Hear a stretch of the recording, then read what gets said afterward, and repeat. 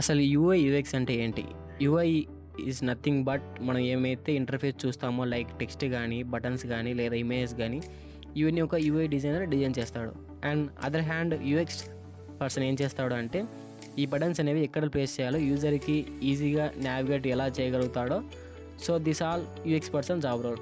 Job general terms మనం చూసుకుంటే మనకు కనిపించే యాప్లో ప్రతి ఒక్క elements it's designed by UI designer and where it place UX designer.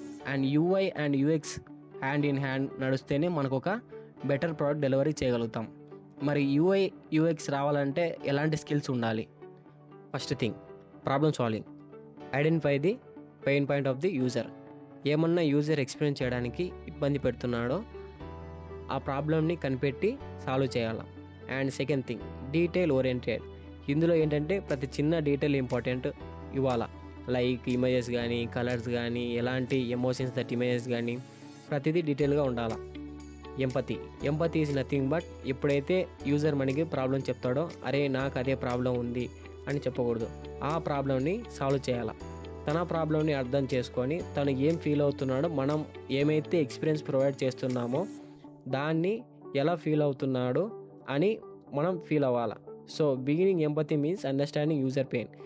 And fourth creative thinking is a but nothing but app or website.